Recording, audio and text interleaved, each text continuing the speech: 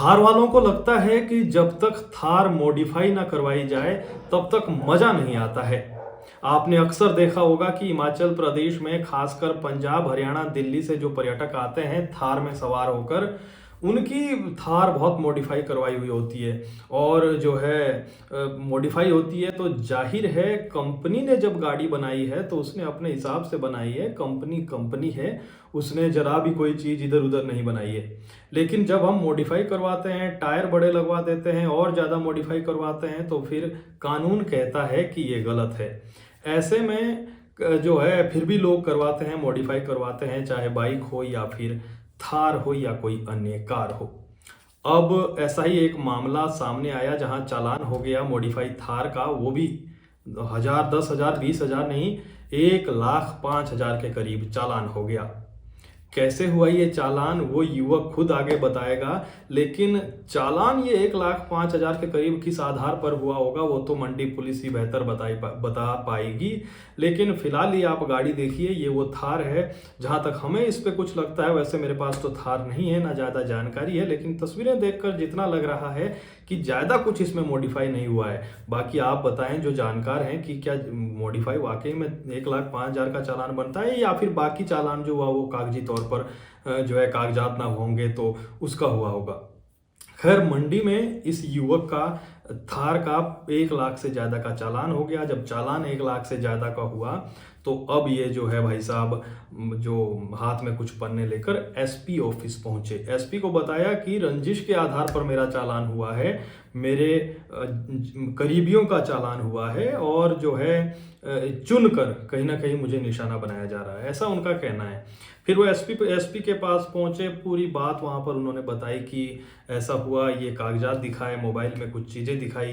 फिर क्या ये पूरा मामला है, क्या ये कहते हैं, बताया तो ये भी जा रहा है कि ये जो शख्स है ये भाजियों से जुड़े हैं। और क्या ये कहते हैं, एसपी के पास आए तो क्या इन्होंने पूरा मामला कहा और एसपी ने फिर क्या कहा वो आप सुनिए। मैंने तो सिर्फ अपनी गाड़ी में एलओआई डलवाए थे, पर एसएचओ साहब के सराउंडिंग एरिया में इतनी गाड़ियां हैं जिनकी लगभग काफी मॉडिफिकेशन की गई है, तो उन गाड़ियों के चालान क्यों नहीं किए जाते।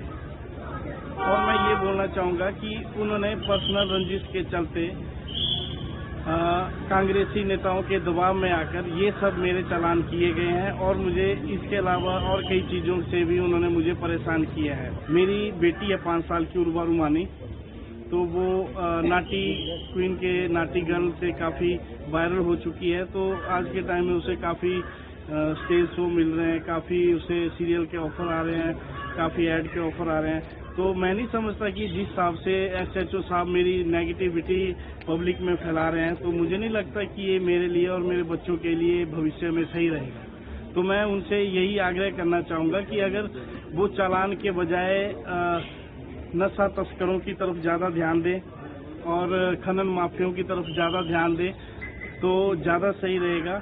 हम उनकी सराहना करते हैं कि अगर वो ऐसे नेक काम करें तो हम उनको और उनकी ड्यूटी को सल्यूट करते हैं। मीडिया के माध्यम से और मेरी एसपी मैडम के माध्यम से यही मेरी प्रार्थना रहेगी कि मैम आने वाले समय में मुझे रास ना किया जाए और मेरी जो एप्लीकेशन मैंने मैम को दी है तो उस पर कार्रवाई की जाए। मेरा चालान 5 दिसंबर को एसएचओ गगन नायक द्वारा किया गया था और वो भी मेरे घर के आगे ही उन्होंने 2 घंटे तक, लगभग 2 घंटे उन्होंने मेरा इंतजार किया।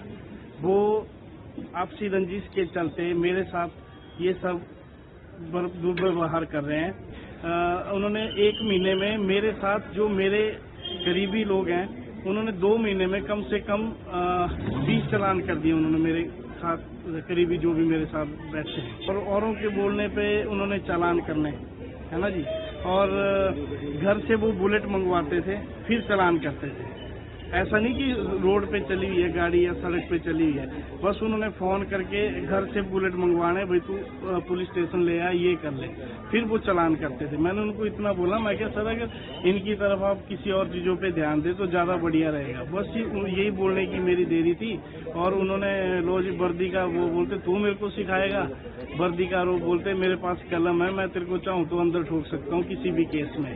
अभी कंप्लेनेंट जो है वो मुझसे मिले हैं। उन्होंने एक एप्लीकेशन दी है जिसमें उन्होंने कुछ एलिगेशंस जो है वो लगाए हैं या कुछ उन्होंने जो समस्याएं हैं वो बताई हैं उसमें।